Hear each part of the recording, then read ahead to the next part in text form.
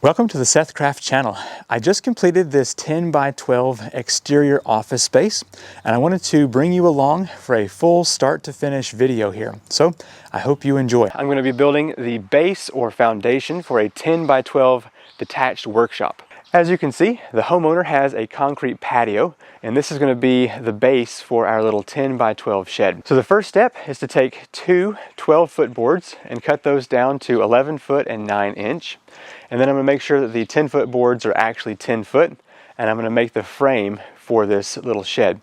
After that, I'll be able to find the high spot and shim up as needed. So let's go ahead and get those steps out of the way. Both diagonals need to be the same number, and that'll mean that it's square. If moisture is to rise up from underneath, it'll hit this plastic and not get into the building. Now it's time to cut the joists. Now these are 2x6 treated boards for the base. That is important whenever you do an outbuilding. From the edge over here, I'm going to go over, I'm going to mark the 2-foot mark, and that's going to be the placement of my board. All right, I'm going to go ahead and use a screw just to hold this in place. Now the homeowner and I talked, and he also wants to use some joist hangers. This might be a little bit overkill for a building this size, but I'm going to go ahead and get this on the board down here before I screw this into position.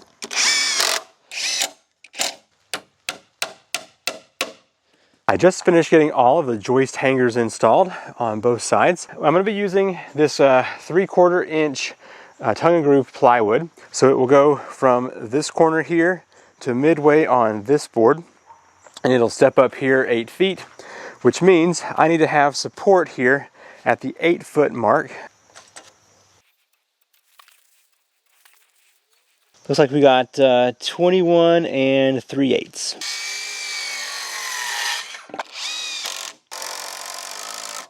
Just finished getting all of the blocking done. It is quite sturdy, and everything seems to be in good order. The inside dimensions of our first square here, we've got 21 3/4. This side is 21 1/2. Got 21 3/4, 21 3/4.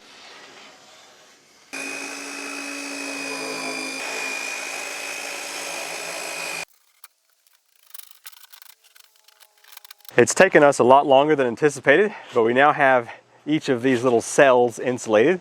So now it's time to move on to getting the tongue and groove OSB on top of this. So I'm going to use some liquid nails adhesive to go along the outside edge of the surface here, so that whenever we put the OSB down, it will really have something to lock down to.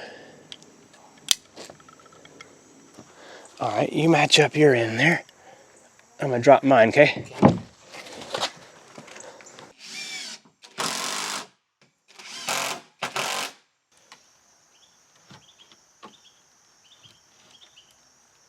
Just finished up the base here. It's actually taken all day to get this done. So let me show you the completed product here. So we've got everything sheathed, and we've put tons and tons of 3-inch Torx head screws in here. And you can see we use the tongue and groove, so it's all locked in. This is the very first step in this build. There's going to be tons more. We've got walls and roof and electrical and all kinds of other fun things to go into this little building. I'm going to be making a very basic plain wall to go on the back side here. This is going to be a 7-foot wall, and so we're going to have to make a few cuts and get this thing stood up here. This back side over here is 12 foot, and so we're going to be building the wall out of 2x4. Going to be grabbing one of these 12-footers, and we need to cut it down because oftentimes there's extra material on these boards. I've matched up my 12-foot boards. I'm using a combination of speed square and tape measure. Every 16 inch I am going plus 3/4 inch, minus 3/4 inch, and making a line. And that'll give me 16 inch on center studs inside of my wall here. We're cutting down the boards to 81 inch. We've set up the 12-foot boards on the top and bottom, and now each of these 81 inch studs is going to go between here.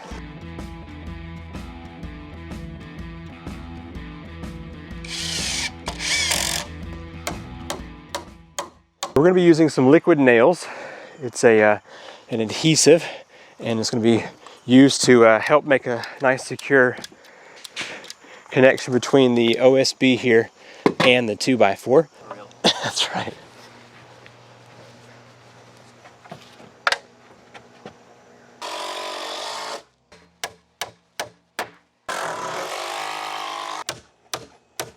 And the basic wall is done here. We went with 7 foot because there's going to be a 30-inch difference between there and the front wall. To the next video where we're going to be installing this back wall with a window. To begin, I've got a 10-foot board. I'm going to be removing 7 inches off of this because there are 3.5 inches on this stud wall. And moving over here, there's going to be another wall on the front. And so we need to also remove for that 3.5 inch as well. In order to place the studs on these boards, I've got the 2 10-footers, and I'm going to use a tape measure with a speed square. Move along every 16 inches and mark for the stud placement. The window we have is 32 inches, and so right here we've got a full-size stud. This will go up to the header, and this is going to be a cripple stud that goes underneath the bottom window sill. We've got a regular short stud here, and then over here, once again, cripple stud, header, and normal stud. Now that I have everything marked here on these boards, I'm going to separate them.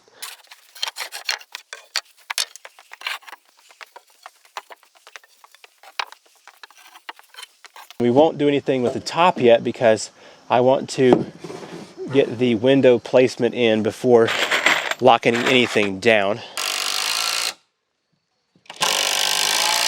Queen studs are going to be 77.5 because we're going to put our window all the way up at the top. So there's going to be a header board that goes from here to here.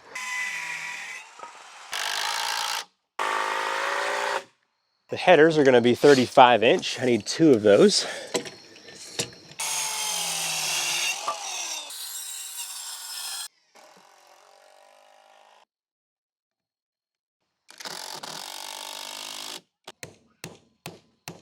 After the header goes up top here, we've got the 36-inch window, then we've got the bottom sill, and then after that we've got 3 boards at 40 inches underneath the window.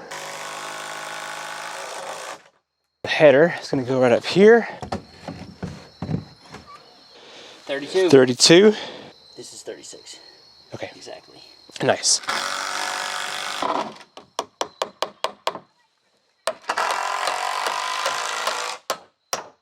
We're using liquid nails adhesive to put under this wall.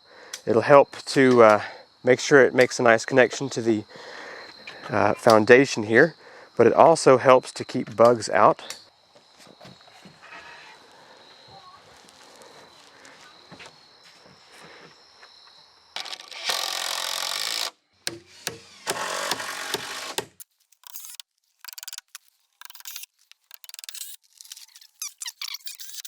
We managed to get this last wall up before the sun went down. Let me show you what we have over here. So you'll notice we've got the 3.5 inch space over here for the front wall to go up. We've got the king stud, the queen stud, and the jack stud. And that basically allows us to support the windowsill, which we did angle up here for the water to go off.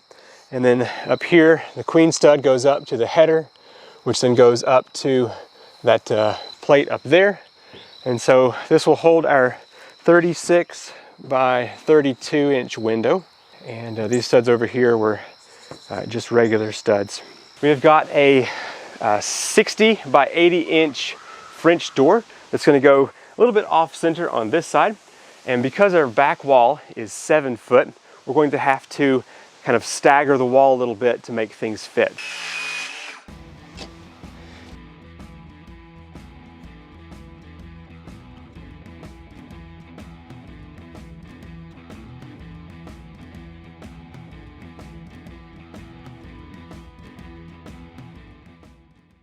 As you can see, we have the basic frame for the door, and then we're going to come over here, and there's going to be a slightly smaller wall.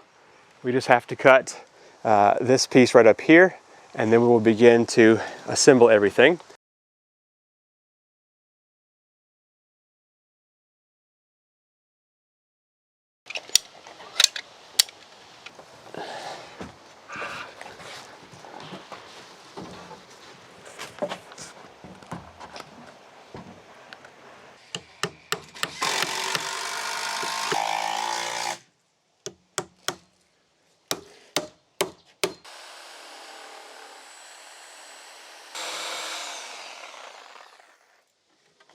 Ta-da! Third wall is now complete. So you can see right here, we go up. This one right here is going to match that. And the reason we had to do this right here is because whenever we put on the fourth wall, it's going to go up much higher than this. And we're going to have the pitch going down here. And so if we went all the way to the end, there'd be an issue right here with that getting in the way. So anyway, that right there just steps up a bit, allows us to have a 2x6 header, and it comes down here. So we'll be doing a door in a later video. This last wall is going to go right here, and it's going to extend up past this wall to give us enough of a slope on our roof to do a 12-3 pitch. So we've done a rough fit here. Everything seems to be in order. It's time to begin screwing this together. Before we put the top on here, we'll cut these last boards whenever that is ready, and we'll get those installed as well.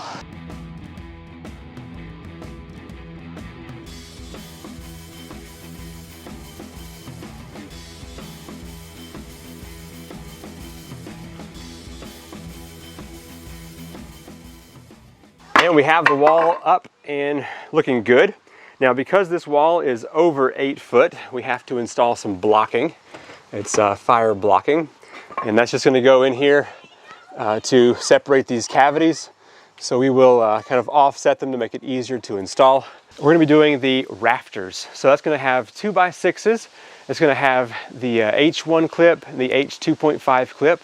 And we're going to be building out ladders so we can have an eave on both of these sides, this way and that way. Looks like 19 1/4. The double top plate does a couple of things. It adds some strength to the whole building, but it also allows these H1 clips to span over both boards.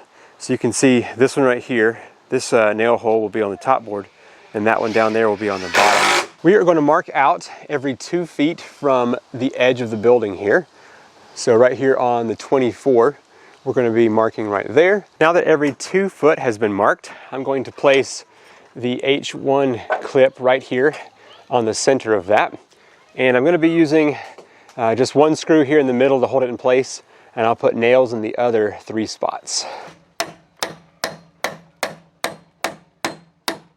Now that I've finished putting the H1 clips on the inside of the tall wall, I have got a 12-foot 2x6, and I'm going to use this as my rafters. So I'm going to go ahead and set the first one down here in my lower H1 clip, the other one up here in the top. Using my carpenter's square, I'm going to place this here on the edge of my rafter, and you can see I've got just slightly more than 10 1/2, so I'm going to tap this down just a bit. So now I've got mark over on this side and right here on this side. Now that I have the placement where my top plate is going to be, and I have the pitch of a 3 1/2 12, I'm going to place the 3 1/2 mark right here on this place right here, and then I can rotate this until it matches up with the previous mark right there. Now on the rafter tails, I need to also cut so that the fascia board will fit on there. I'm going to take my speed square on this back corner, and if I put this pivot point right here, and I find on my common over here the 3 1/2 mark, cut this end right here off.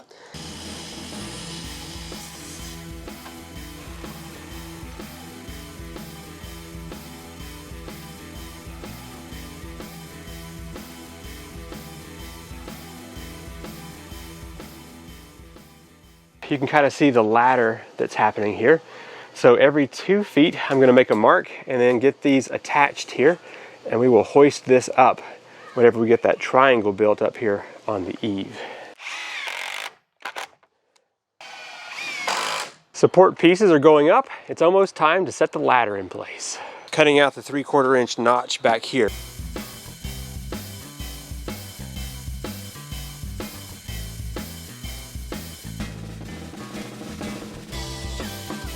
We've got this board cut down to size.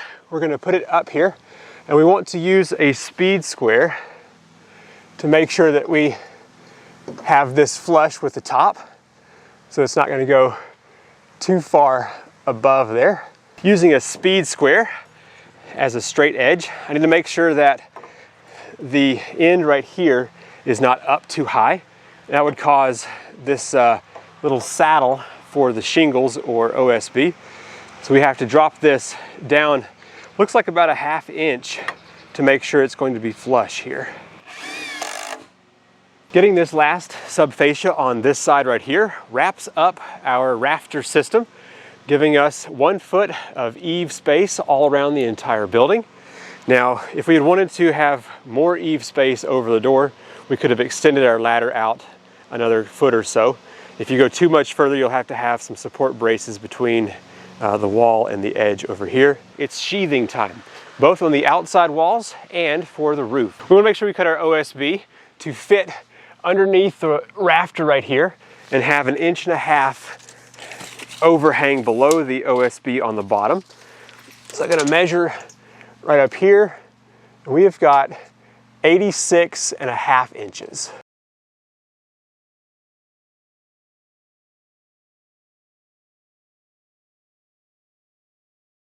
Yeah.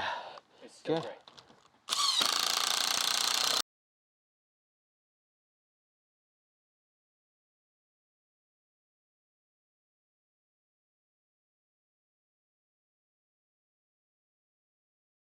This is an H clip. It's going to give the proper spacing between the next sheet up and this previous one. So I'm just going to install this in between each of these open gaps.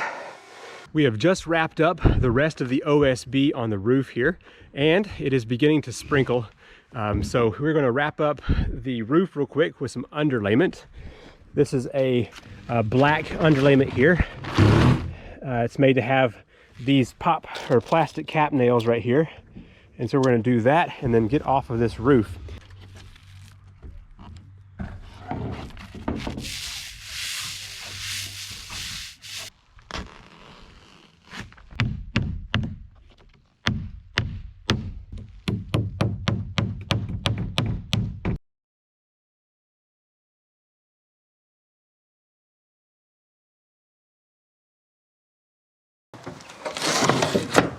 And, too perfect.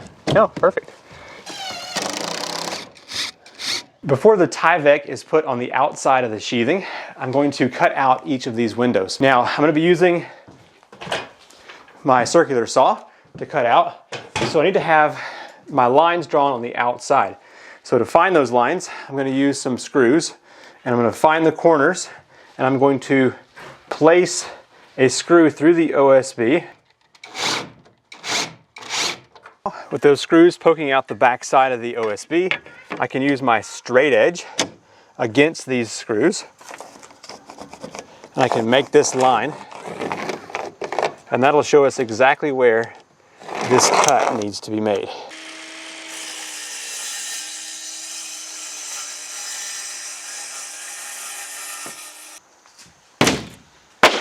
Whew. Okay, and now this should stay consistent around here. We're using these little plastic cap nails to make sure this doesn't blow away.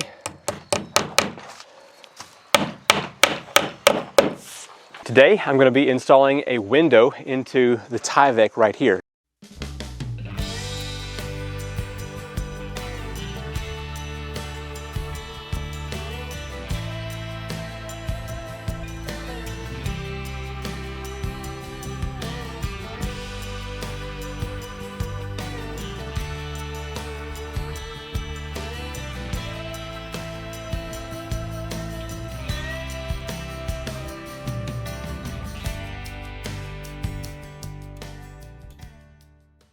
Stepping inside, I'm going to use this Tyvek tape to hold down the flaps here.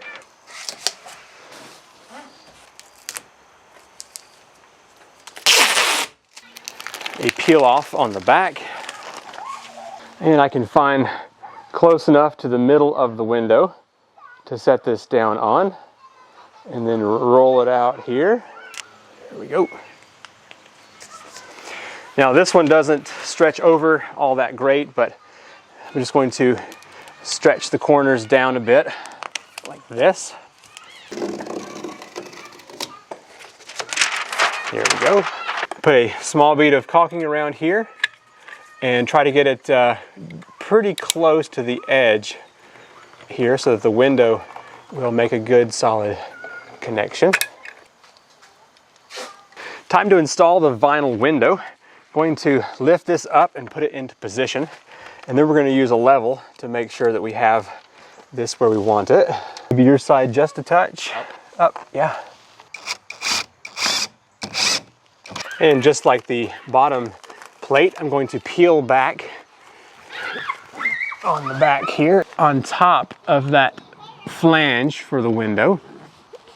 And it's going to help make a seal between the wall and the actual edge of the window.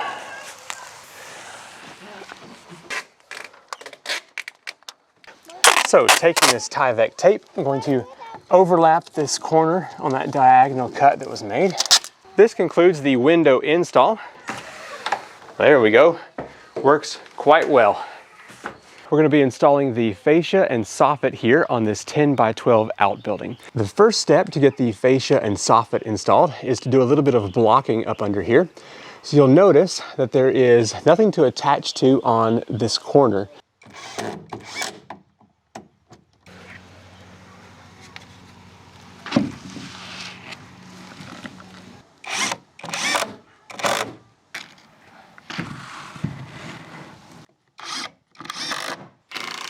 The fiberboard is just a little bit bigger than the Miratec, and so we're going to match up a piece of scrap and then use a pencil to mark, and then we're going to use razor knife to score this several times, and then we'll be able to hopefully pop that edge off.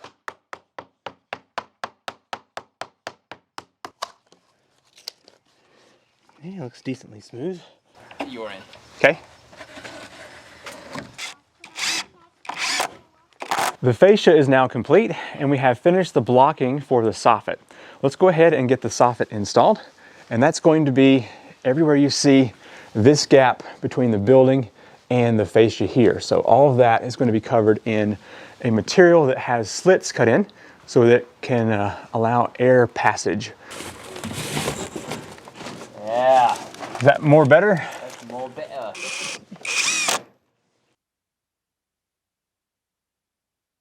So the soffit is now finished, the fascia and the blocking underneath. We're going to be doing the drip edge and the shingles here. We're going to be doing the drip edge and the shingles here. To begin, I've got the gutter drip edge. It's a metal flashing. I'm going to pull back the underlayment and place this so that the bent edge will be here on the fascia. Now it's time to put the drip edge here on the side. So you can see it's got a little bend that'll allow water not to go back up against the roof, but to drip away.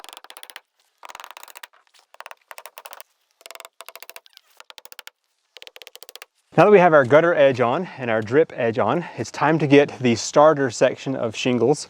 So we're going to take a regular shingle and we're going to flip it over and we're going to cut off right here in the halfway point and lay that down first, and then we'll start our first course after that's been put down.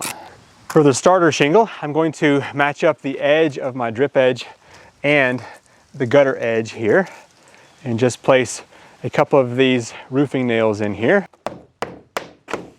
For the first course of shingles, I'm going to overhang the drip edge by a 1/2 inch and also back here on this edge as well.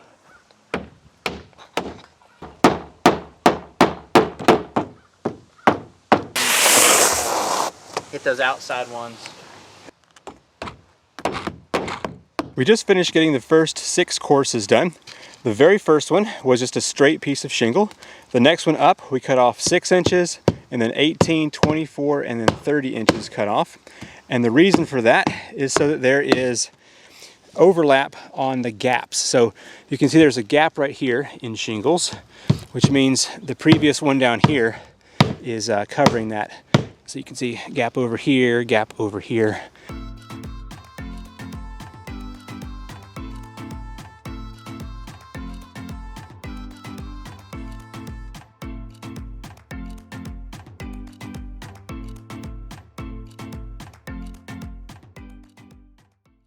Just wrapped up getting all the shingles on the roof, and I have to say, it looks pretty good.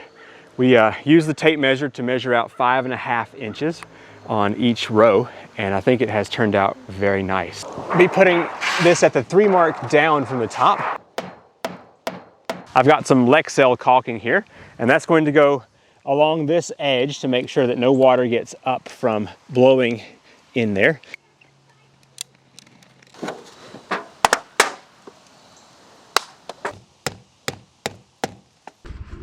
Oh, yes. That looks a lot better. That's beautiful.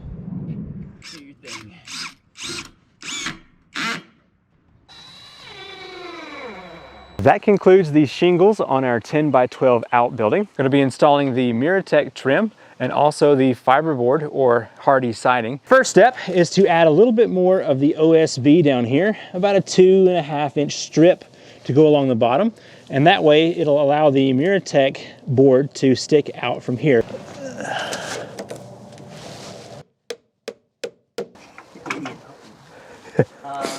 That look right?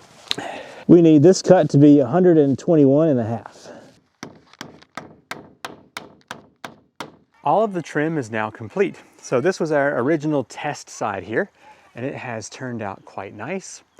And we've got all of the corners done. Now before the siding can be placed on, a drip edge needs to be put here on this bottom board. And that looks like this right here. It's a metal bent edge. And so this piece right here will go along the side of the building. Now that the trim and drip edge is complete, it's time to put on the hardy concrete siding.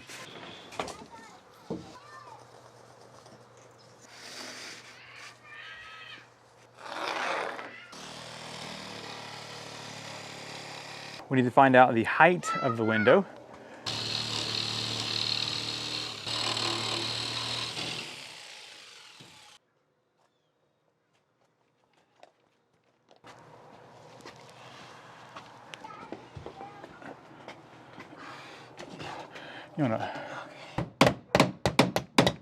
The process is going to be the same for the rest of the sheets. As you can see, we've already got this side done over here. We're going to be using batten strips, which are this size right here, and they're going to be about every 14 inches. I've pre-drilled into this board to allow me to put my finishing nails in here first.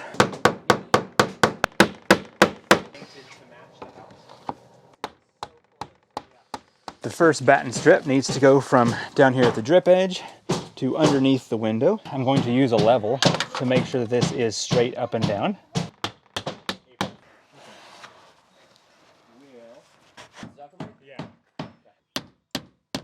I have the seam covered with a batten strip. I'm going to move over to the 16-inch on center mark. 112 and 3/8. We have just finished up the siding and trim as much as we can do without getting the door on the front. So let me show you around here at what has been accomplished. So we got the lower piece of trim on. We got that drip edge on top of that. Then we got the corners on. We were able to cut the hardy board or concrete siding or fiberboard, whichever you prefer to call it. And after that, we got the window trim on, and then we got these batten strips up as well. It's time for caulking and paint.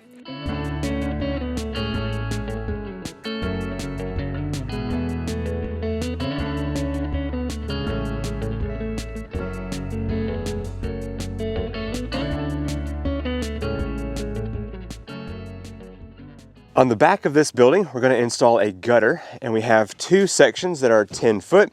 We need to have a total of 14 up here, and so we're going to have 1 seamer to go between the two pieces. And there's a very straight line.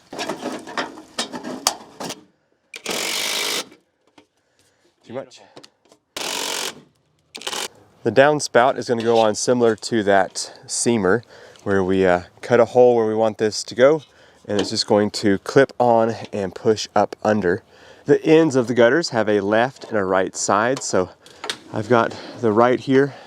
Just going to snap this into place. Cedar shingles up here under the gable end of the building. Now, disclaimer, this is my first time to install this, so I'm going to just kind of walk through the steps that I'm going through, and hopefully you'll find it helpful. So I've put down one full course, starting with a big one, a medium one, and a small one.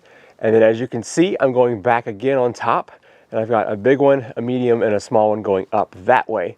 So basically, I'm going to now start my second course, go big, medium, small, big, medium, small, all the way across here until I reach the end.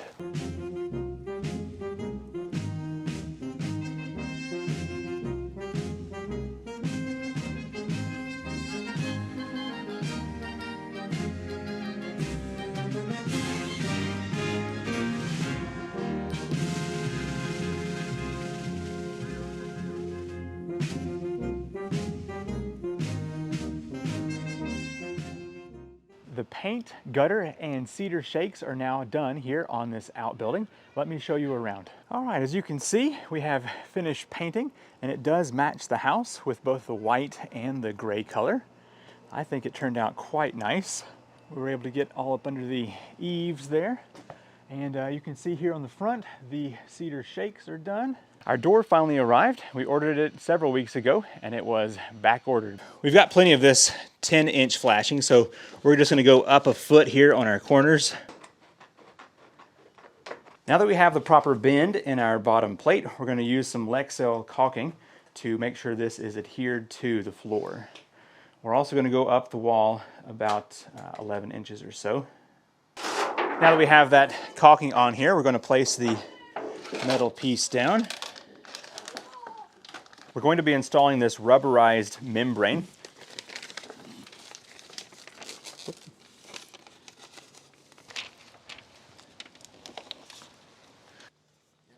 morning it is time to do a yard cleanup day. So we put caulking on the trim of the door. We're also doing on the frame itself.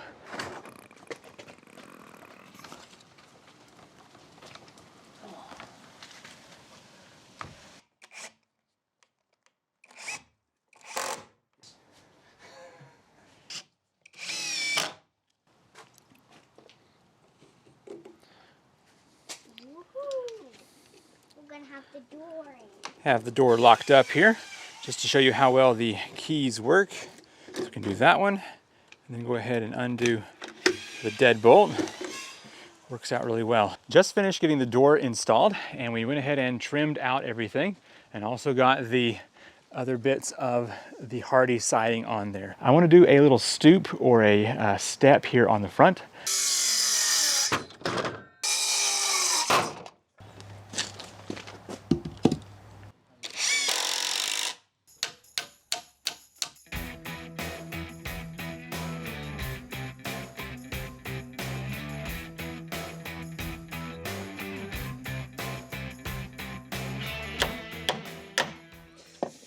We just finished getting the trim here. We added a little bit extra to hide the single hole that was over here.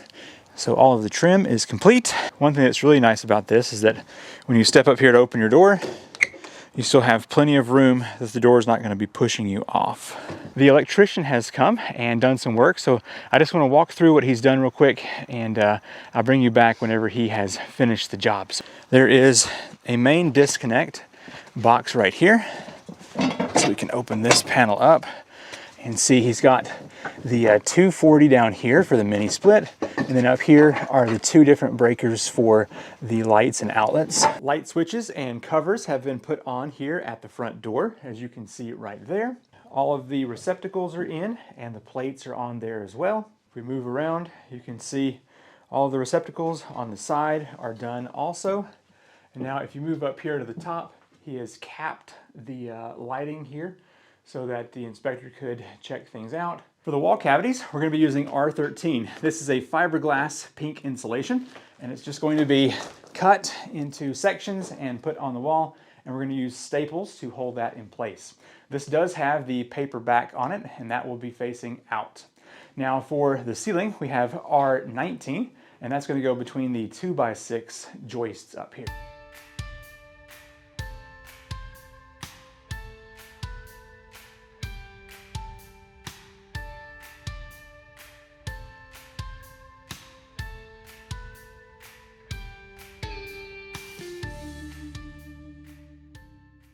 Now I do want to make sure that the top of the insulation goes up into the cavity just to the edge of that baffle end.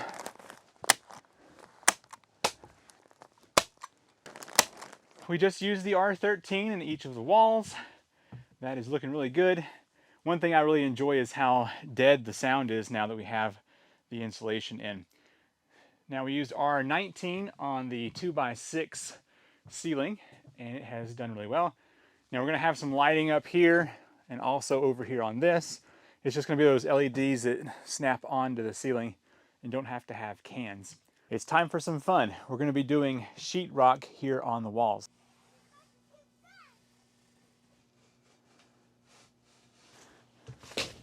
Wow. Marking 29 over and then 39 1/4 up.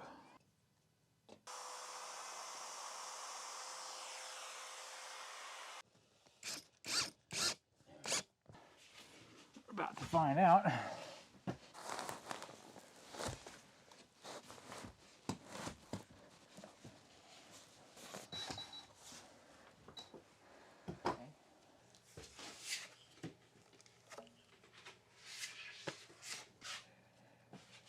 Go ahead and stick the tape right on the center of that joint. So I'm just going to come back and apply a nice generous coat, expanding a little bit further.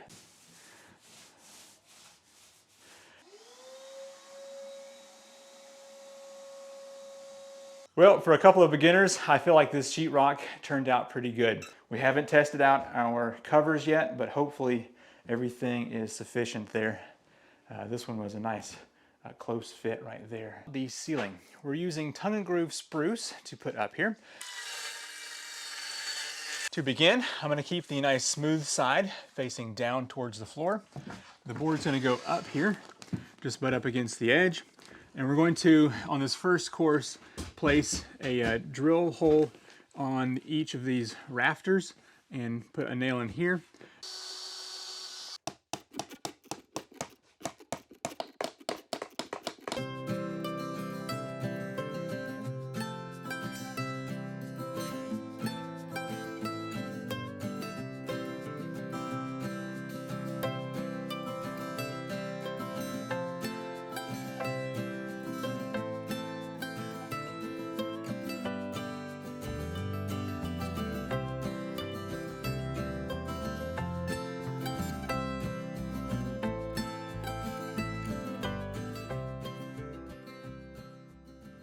And let me go ahead and show you, if we flip this on, the lights are now working. Just finished putting the stain here on the ceiling, and it is done. I also managed to get the lights installed on this side over here. They are hanging down about 14 inches. I'm going to be putting the flooring down here in this 10 by 12 outbuilding. I'm going to be using this liquid nails adhesive to hold these floorboards down. We're also going to be putting a few nails in here just to make sure it stays in place while the adhesive is drying. So I'm just going to do a modest bit of this. Take this board and place it on top of that adhesive. So on each side of the building, we've got about a 1/4 inch gap.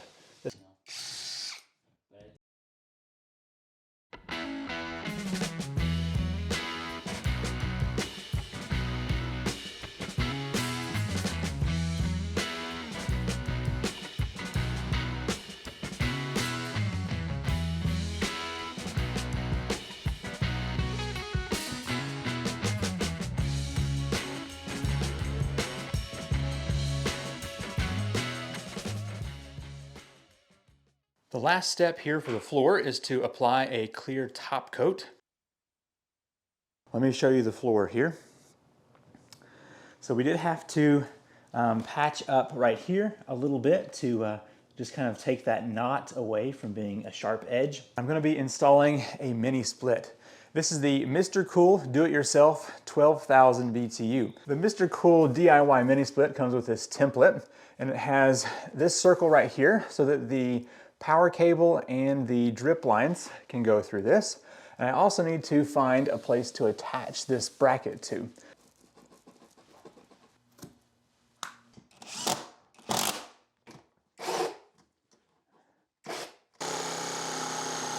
Both refrigerant lines, the drain line, and the power cable all need to be fed through the hole.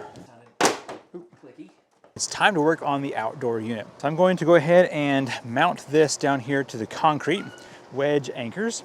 So I have to drill a 3/8 inch hole, and it's going to be where these legs are down here. And you can press this down here, and then you just tap it with a hammer.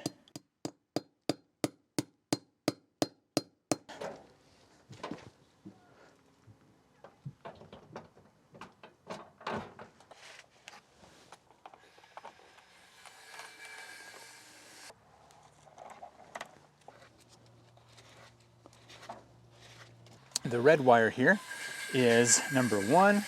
Let's get that over here on this side. And lastly, I'm going to take the black wire into the back of the breaker and then tighten that down. There we go. I'm going to turn on the breaker.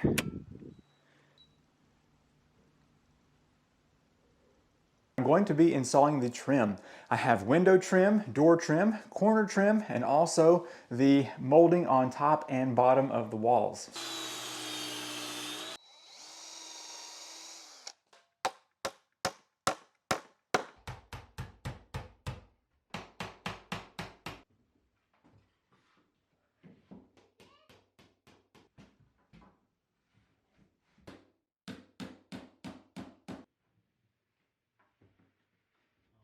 Beautiful shot.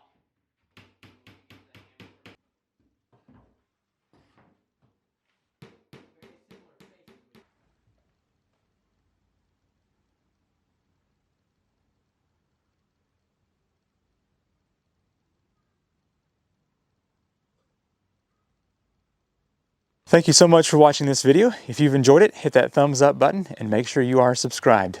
There's going to be lots more content here on the SethCraft Workshop channel. Yeah. I hate intros. They're the worst. Makes you feel better. I hate your intros too. Good. I always hit skip 3 times as soon as I turn on your video. Blah, blah, blah. Blah, blah, blah, blah, blah, blah. Blah, blah, blah, meanie, blah. My sunglasses keep blocking my view. Hey, we're recording, so no talkie. Cool. You're using a white collar buddy to help you make sure it's idiot. I'll be fine. Don't worry about me. I'll worry about you every day. I appreciate that. I worry about everyone else around you every day.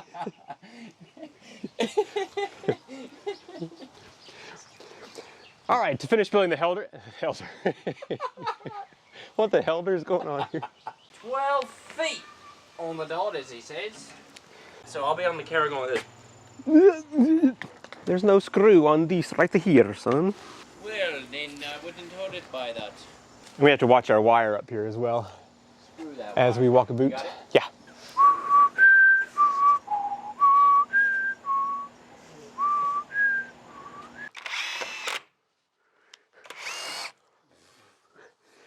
I centered a screw on the bottom side. And, or blip, blip, blip, blip, blip. We should try to put as many obstacles at our feet as possible. Alright, I just want to do a quick video on how to make it more miserable for yourself. Whew. It's impressive. I thought it was more connected. I thought it anyway. See? That's what I thought I was gonna do.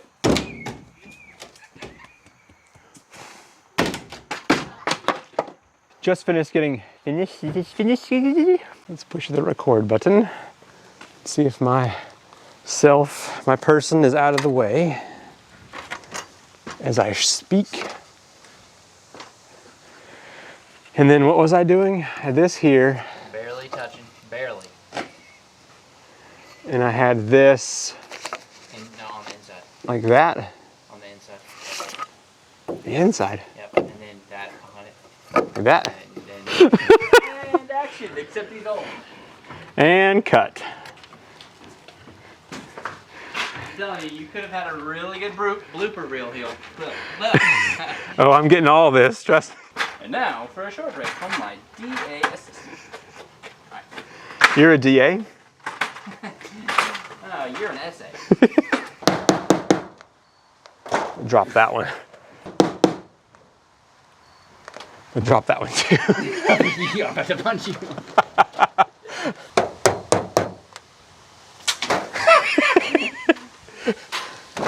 To make sure that no water ever falls. I might even do that too. Oh no. Oh! Remember that time you had a tape measure?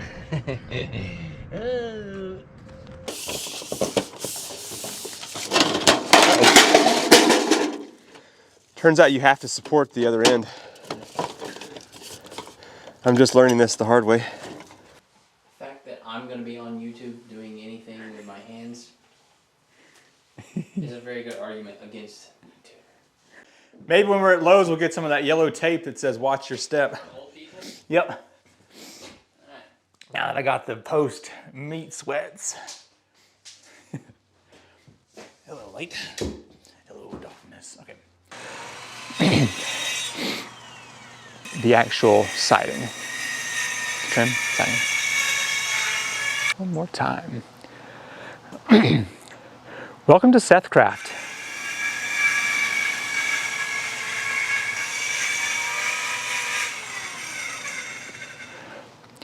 Welcome to SethCraft.